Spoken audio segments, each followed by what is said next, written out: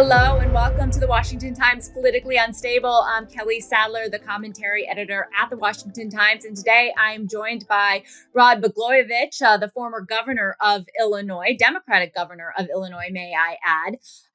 There has been a war of words between the president of the United States and Chicago's Mayor Brandon Johnson, Illinois' current governor, JB Pritzker, about crime in the state, in the city of Chicago in particular.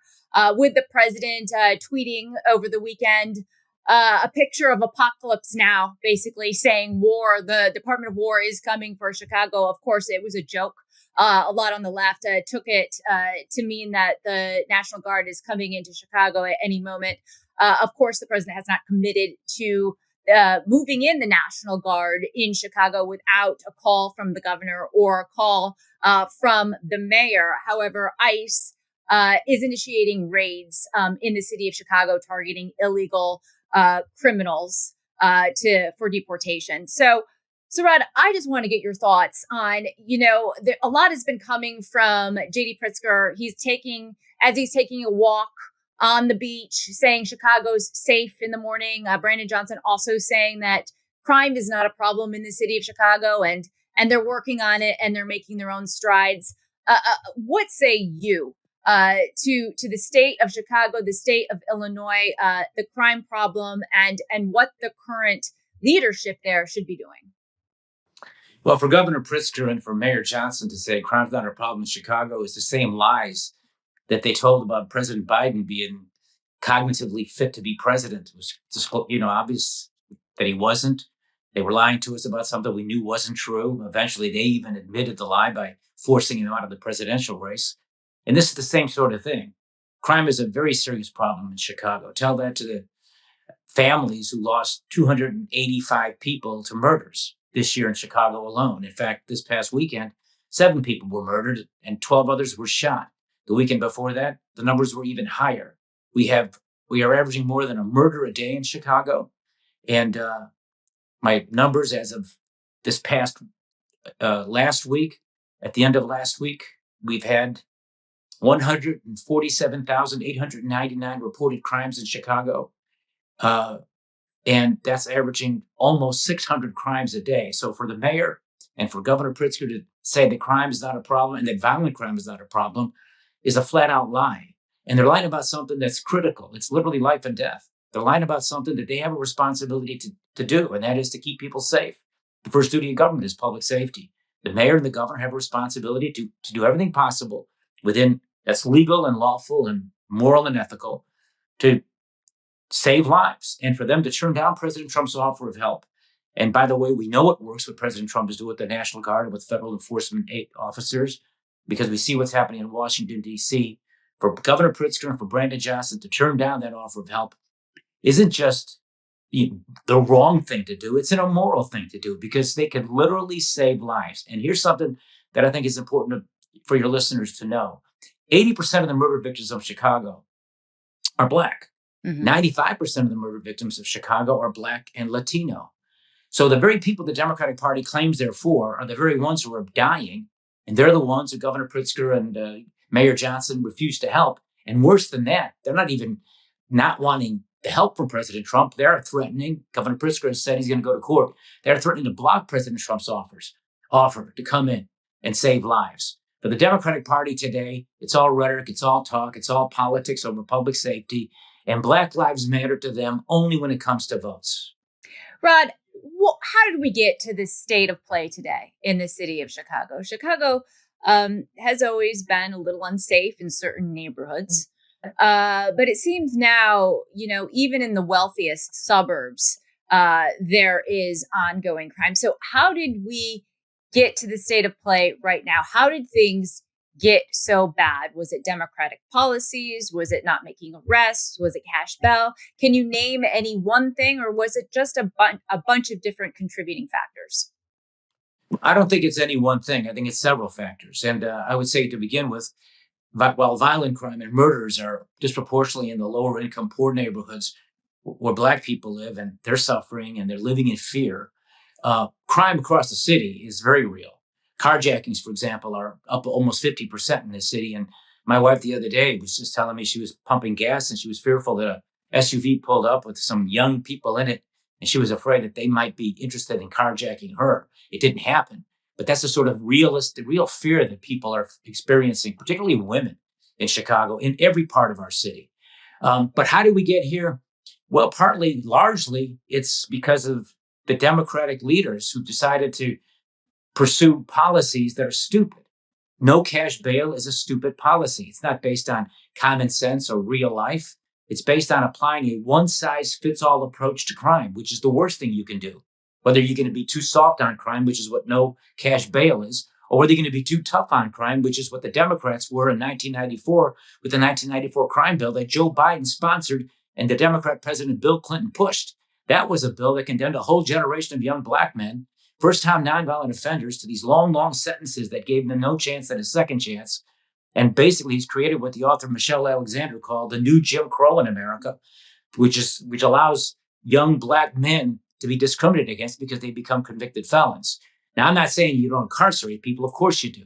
But these approaches to crime, they need to be smart and not broad. They can't be something that you don't consider on a case-by-case basis because every fact pattern is different. But the Democrats embraced tough on crime because the polling showed that that was the case back in the 1990s.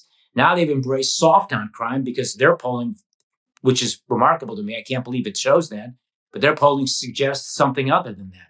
And what Pritzker here, our governor, is doing, and what Mayor Johnson is doing, they're basically just taking orders from the Democratic National Committee. And their position basically is whatever Trump does that's going to be good for people, don't let him get it done. And if it's going to save black lives or Latino lives or anybody else's life, if Trump's going to be the one who does it, don't let him do it.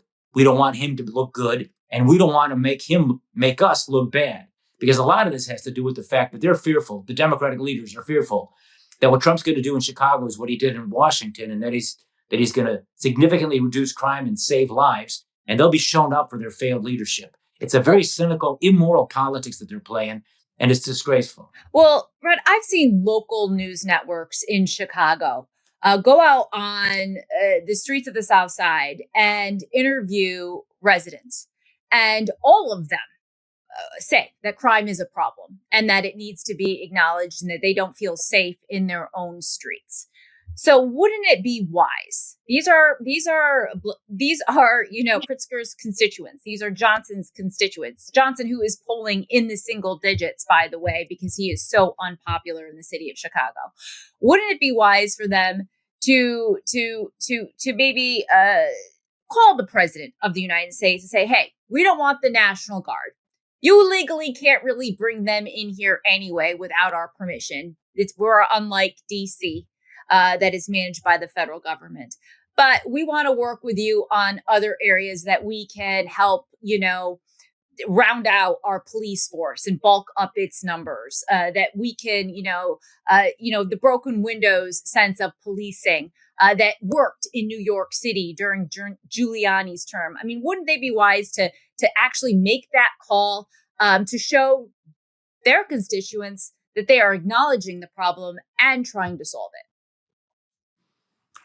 Well, they would be wise and they would be right. Here again, Kelly, it's an issue of politics over public policy and public safety.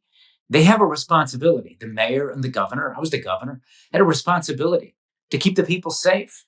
You have a responsibility to do the best job you can for the people who elected you and hired you. And so if that means working with the president of the other party, even though you may not like that person, even though you hope to beat him in the next election or beat her in the next election, you have an obligation to the people who elected you to work with everybody and anybody who can make life better for the people who hired you. And that's what they're not doing. They're doing just the opposite. And they're doing it on an issue that is literally life and death. We're talking about crime. We're talking about murder. We're talking about violence. We're talking about armed robbery and it shouldn't be a political issue. It shouldn't be a political issue. It should not be. It should not be. And they should have long ago enthusiastically reached out to President Trump and asked him for help. And the fact that they didn't do that is a bad thing. The fact that when Trump has offered to send them help, the fact that they're turning that down is even a worse thing. And the fact that Governor Pritzker is now saying he's going to go to court to block President Trump if he sends federal aid and federal enforcement agents and even the National Guard to Illinois and to Chicago, that's extremely bad.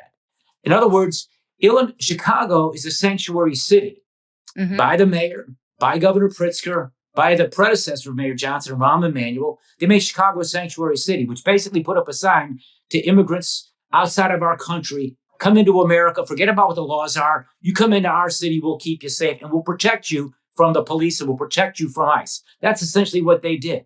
And the human tragedies that do exist with these families that are now being compelled to have to leave, that's on the Democrats. They're the ones who invited them in.